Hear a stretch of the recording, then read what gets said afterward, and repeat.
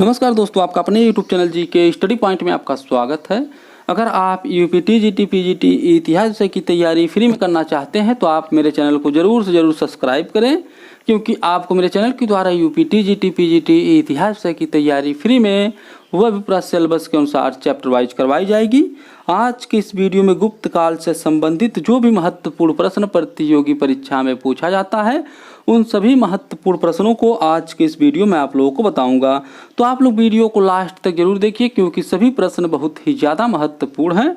तो चलिए आज की इस वीडियो को शुरू करते हैं। पहला प्रश्न देखते हैं। समुद्रगुप्त के प्रयाग प्रशस्ति अभिलेख, कुमारगुप्त का बिलसड़ स्तंभ लेख के आधार पर गुप्तों का प्रथम शासक कौन है? जो इसका सही उत्तर है वह है श्री गुप्त। समुद्रगुप्त के प्रयाग प्रशस्ति अभिलेख वह कुमारगुप्त का बिलसड़ स्तंभ लेख के आधार पर गुप्तों का प्रथम शासक श्री गुप्त है। अगला प्रश्न देखते हैं। स्कंदगुप्त के समय के सूपिया अभिलेख तथा प्रभावती गुप्त के पूना ताम्रपत्र अभिलेख के अनुसार गुप्त वंश का संस्थापक किसे माना जाता है? जो इसका सही उत्तर है वह है घटोत्कच।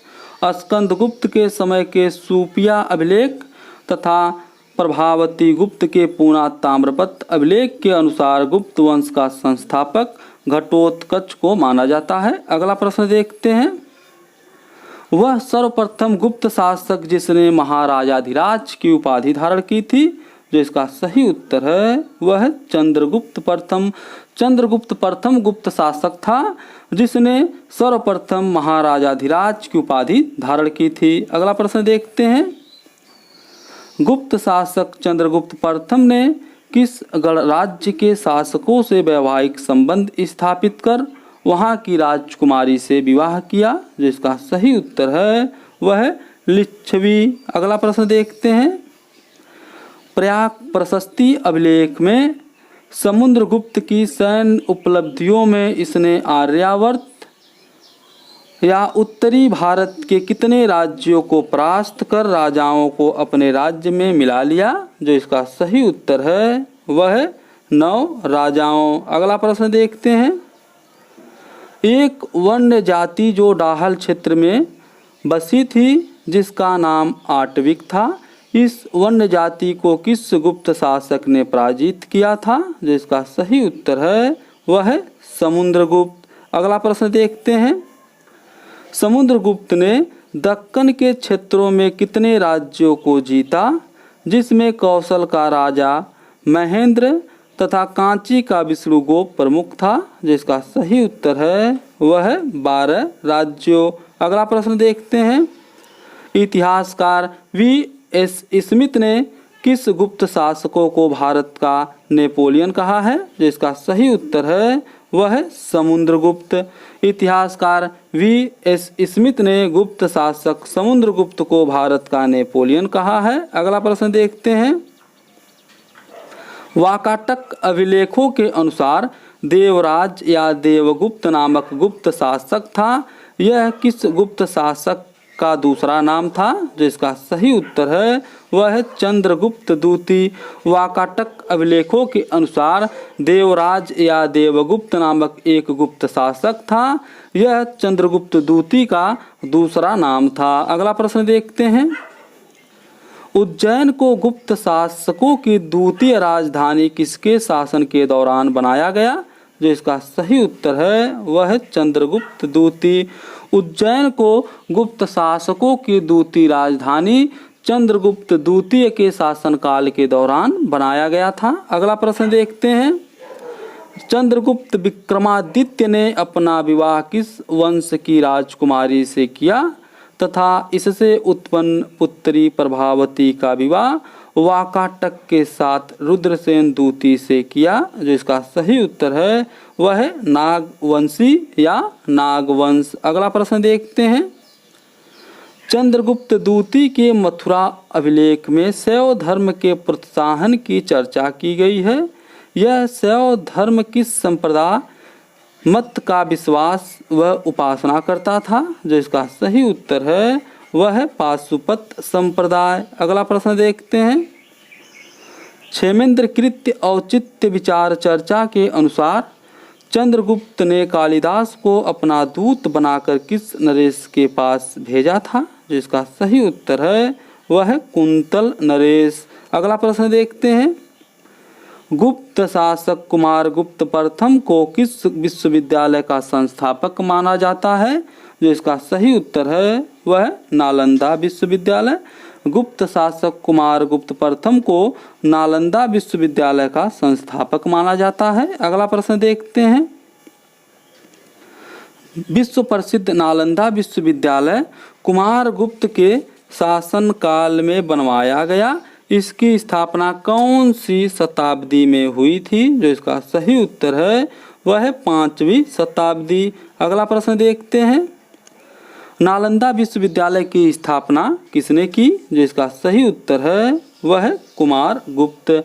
नालंदा विश्वविद्यालय की स्थापना कुमारगुप्त ने की थी। अगला प्रश्न देखते हैं।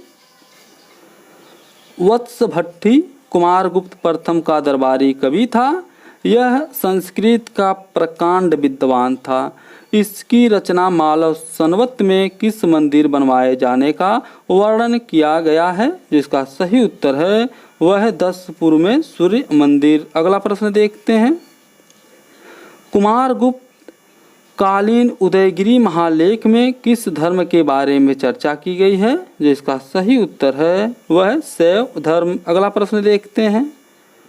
कुमारगुप्त के किस अभिलेख में गुप्त साम्राज्य के प्रशासनिक विभाजन की चर्चा की गई है? जो इसका सही उत्तर है वह है दामोदरपुर ताम्रपत्र लेख। अगला प्रश्न देखते हैं। गुप्त शासक स्कंदगुप्त के शासन काल में किन वंश के शासकों ने आक्रमण किया परंतु स्कंदगुप्त इसे रोकने में सफल रहा? जिसका सही उत्तर है हूण वंश। अगला प्रश्न देखते हैं। किस शासक के समय तोरमाड़ हूण आक्रमण हुआ? जिसका सही उत्तर है वह है स्कंदगुप्त। स्कंदगुप्त के शासनकाल के समय में तोरमाड़ हूण आक्रमण हुआ था। अगला प्रश्न देखते हैं। किस गुप्त शासक ने अपना राजदूत चीन भेजा था? जिसका सही उत्तर है वह है स्कंदगुप्त। गुप्त शासक स्कंदगुप्त ने अपना राजदूत चीन भेजा था। अगला प्रश्न देखते हैं। चीनी यात्री सुंग यून के अनुसार हूणों का पहला शासक कौन था? जिसका सही उत्तर है वह है तिगिन। चीनी यात्री सुंग यून के अनुसार हूणों का पहला शासक तिगिन था। अगला प्रश्न देखते हैं। किस लेख अभिलेख में पुष्यमित्रों एवं हूणों के साथ स्कंदगुप्त के युद्ध का वर्णन किया गया है? जिसका सही उत्तर है वह है भीतरी स्तंभलेख। भीतरी स्तंभलेख में पुष्यमित्रों एवं हूणों के साथ स्कंदगुप्त के युद्ध का वर्णन किया गया है। अगला प्रश्न देखते हैं। सारनाथ का बुद्ध मूर्ति लेख किस गुप्त शासक से संबंधित है? जिसका सही उत्तर है वह है स्कंदगुप्त। सारनाथ का बुद्ध मूर्ति लेख जो है गुप्त शासक स्कंदगुप्त से संबंधित है। अगला प्रश्न देखते हैं। गुप्त साम्राज्य का विभाजन प्रांतों में हुआ था। इन प्रांतों में किस अधिकारी की नियुक्ति की जाती थी? जो इसका सही उत्तर है वह है उपरिक। अगला प्रश्न देखते हैं।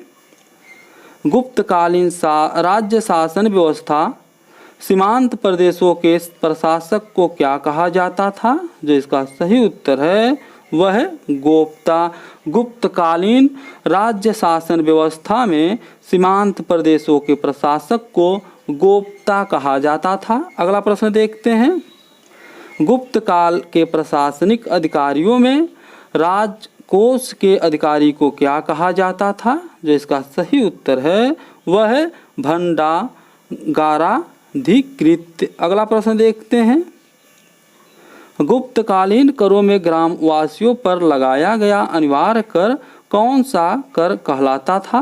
जो इसका सही उत्तर है वह है प्रलय। गुप्तकालीन करों में ग्रामवासियों पर प्रलय कर अनिवार्य रूप से लगाया जाता था। अगला प्रश्न देखते हैं। गुप्त काल में जाति प्रथा समाज में ब्राह्मणों का सर्वोच्च स्थान था। किन तथ्यों को ध्यान में रखकर इनका विभाजन किया गया? जो इसका सही उत्तर है वह है वेदों के अध्ययन। अगला प्रश्न देखते हैं, गुप्तकालीन किस विद्वान ने कहा है कि ब्राह्मण के मकान में 5 कमरे, क्षत्रिय के 4 कमरे, वैश्य के 3 कमरे तथा शूद्र का मकान 2 कमरे का होना चाहिए? जो इसका सही उत्तर है वह है वराह मिहिर। अगला प्रश्न देखते हैं, सर्वप्रथम कायस्थ का वर्णन निम्नलिखित में से किस स्मृति में किया गया है? जो इसका सही उत्तर है वह है ज्ञावल्क्य स्मृति। अगला प्रश्न देखते हैं, गुप्त काल में दास प्रथा विद्यमान थी। नारद स्मृति में कितने प्रकार के दासों का उल्लेख किया गया है? जो इसका सही उत्तर है वह है 15। गुप्त काल में दास प्रथा विद्यमान थी। नारद स्मृति में 15 प्रकार के दासों का उल्लेख किया गया है। अगला प्रश्न देखते हैं, निम्नलिखित में से किस स्मृति में विधवाओं के संपत्ति के अधिकार के बारे में बताया गया है? जो इसका सही उत्तर है वह है उपर्युक्त सभी, क्योंकि याज्ञवल्क्य स्मृति, बृहस्पति स्मृति, कात्यायन स्मृति, इन तीनों स्मृतियों में विधवाओं के संपत्ति के अधिकार के बारे में बताया गया है। इस तरह से जो इसका सही उत्तर है वह है उपर्युक्त सभी। अगला प्रश्न देखते हैं, गुप्त काल में शूद्र पुरुष एवं ब्राह्मण स्त्री से उत्पन्न संतान को क्या कहा गया है? जो इसका सही उत्तर है वह है चांडाल। गुप्त काल में शूद्र पुरुष एवं ब्राह्मण स्त्री से उत्पन्न संतान को चांडाल कहा गया है। अगला प्रश्न देखते हैं, कालिदास के मेघदूत में उज्जैन के महाकाल मंदिर में क्या रखे जाने की चर्चा की गई है? जो इसका सही उत्तर है वह है देवदासियों। कालिदास के मेघदूत में उज्जैन के महाकाल मंदिर में देवदासियों को रखे जाने की चर्चा की गई है। अगला प्रश्न देखते हैं, गुप्त काल में ब्राह्मण धर्मों के अंतर्गत किस धर्म की सर्वोच्चता दी गई है? जो इसका सही उत्तर है वह है वैष्णव धर्म। अगला प्रश्न देखते हैं, महाभारत में शैव, पाशुपत, कापालिक एवं कालामुख शैव संप्रदायों का उल्लेख मिलता है तथा महाभारत में किस पूजा की चर्चा की गई है? जो इसका सही उत्तर है वह है लिंग पूजा। अगला प्रश्न देखते हैं, अमर सिंह द्वारा रचित अमरकोश में गुप्त काल में भूमियों के कितने प्रकार बताए गए हैं? जो इसका सही उत्तर है वह है 12। अमर सिंह द्वारा रचित अमरकोश में गुप्त काल में 12 भूमियों के प्रकार बताए गए हैं। अगला प्रश्न देखते हैं, गुप्तकालीन भूमियों के प्रकार में दलदली भूमि को क्या कहा गया है? जो इसका सही उत्तर है वह है औदक। गुप्तकालीन भूमियों में दलदली भूमि को औदक कहा गया है। अगला प्रश्न देखते हैं, गुप्तकालीन व्यापार में हाथी दांत कहाँ से मंगाए जाते थे? जो इसका सही उत्तर है वह है इथियोपिया। गुप्तकालीन व्यापार में हाथी दांत जो है इथियोपिया से मंगाए जाते थे। अगला प्रश्न देखते हैं, गुप्तकालीन सिक्कों का मिलना किस गुप्त शासक के काल से प्रारंभ होता है? जो इसका सही उत्तर है वह है चंद्रगुप्त प्रथम। गुप्तकालीन सिक्कों का मिलना गुप्त शासक चंद्रगुप्त प्रथम के शासक के काल से प्रारंभ होता है। अगला प्रश्न देखते हैं, निम्नलिखित में से समुद्रगुप्त द्वारा कौन से प्रकार के सिक्के चलाए गए हैं? जो इसका सही उत्तर है वह है उपर्युक्त सभी, क्योंकि समुद्रगुप्त द्वारा चलाए गए सिक्कों में गरुड़ प्रकार के भी सिक्के थे, धनुर्धारी प्रकार के भी सिक्के थे, अश्वमेघ प्रकार के भी सिक्के थे। इस तरह से जो इसका सही उत्तर है वह है उपर्युक्त सभी, क्योंकि सभी इसमें सिक्के जो हैं वह समुद्रगुप्त द्वारा चलाए गए सिक्कों में थे। अगला प्रश्न देखते हैं, सर्वाधिक 14 प्रकार के सिक्के चलवाने का श्रेय किस गुप्त शासक को है? जो इसका सही उत्तर है वह है कुमारगुप्त प्रथम।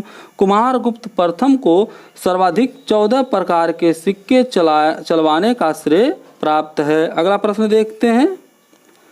महाभारत व्यास की कृति मानी जाती है। पहले इसमें 8800 श्लोक थे, तब इसका नाम जय संहिता था। बाद में यह बढ़कर 24,000 हो गए, तो इसका नाम क्या पड़ा? जो इसका सही उत्तर है वह है भारत। महाभारत जो है व्यास की कृति मानी जाती है। पहले इसमें 8800 श्लोक थे, तब इसका नाम जय संहिता था। बाद में यह श्लोक बढ़कर 24,000 हो गए थे, तो इसका नाम जो है भारत पड़ा था। अगला प्रश्न देखते हैं। पुराणों का संकलन अंतिम रूप से गुप्त काल में हुआ था। इसके संकलनकर्ता किसे माना जाता है? जो इसका सही उत्तर है वह है लोमहर्ष एवं उग्रश्रवा। पुराणों का संकलन अंतिम रूप से गुप्त काल में हुआ था। इसके संकलनकर्ता जो हैं लोमहर्ष एवं उग्रश्रवा को माना जाता है। अगला प्रश्न देखते हैं। कालिदास चंद्रगुप्त विक्रमादित्य के दरबारी कवि थे। इन्हें भारत का शेक्सपियर कहा जाता है। इनका जिक्र किस लेख में किया गया है? जो इसका सही उत्तर है वह है एहोल प्रशस्ति लेख। अगला प्रश्न देखते हैं। विश्व का पहला व्यक्ति जिसने यह प्रतिपादित किया कि पृथ्वी गोल है तथा पृथ्वी पर ग्रहण लगते हैं, जो इसका सही उत्तर है वह है आर्यभट्ट। आर्यभट्ट विश्व का पहला व्यक्ति है जिसने यह प्रतिपादित किया कि पृथ्वी गोल है तथा पृथ्वी पर ग्रहण लगते हैं। अगला प्रश्न देखते हैं। वह गुप्तकालीन गणितज्ञ जिन्हें गुरुत्वाकर्षण सिद्धांत का जनक माना जाता है, जो इसका सही उत्तर है वह है ब्रह्मगुप्त। ब्रह्मगुप्त गुप्तकालीन गणितज्ञ थे जिन्हें गुरुत्वाकर्षण सिद्धांत का जनक माना जाता है। अगला प्रश्न देखते हैं। किसकी प्रसिद्ध रचना सुश्रुत संहिता थी, जिसमें शल्य चिकित्सा की विस्तृत जानकारी दी गई है? जो इसका सही उत्तर है वह है धन्वंतरी। अगला प्रश्न देखते हैं। मंदिर निर्माण कला का प्रारंभ गुप्त काल से हुआ। गुप्त काल में अधिकांश मंदिर सपाट होते थे, परंतु किस यहाँ पर किस हो गया जबकि रहेगा कुछ अभिलेखों में शिखरों की भी चर्चा की गई है। जो इसका सही उत्तर है वह है मंदसौर अभिलेख। मंदसौर अभिलेख में शिखरों वाले मंदिरों की भी चर्चा की गई है। मंदिर निर्माण कला का प्रारंभ गुप्त काल से हुआ था, परंतु गुप्त काल में अधिकांश मंदिर सपाट होते थे, परंतु कुछ अभिलेखों में शिखरों की भी चर्चा की गई है, जिसका उल्लेख मंदसौर अभिलेख में किया गया है। अगर यह वीडियो आपको पसंद आती है तो इसे लाइक और सब्सक्राइब जरूर करें, क्योंकि जब मेरी कोई अगली वीडियो बनेगी तो उसका नोटिफिकेशन सबसे पहले आपके यहाँ पहुँच जाएगा।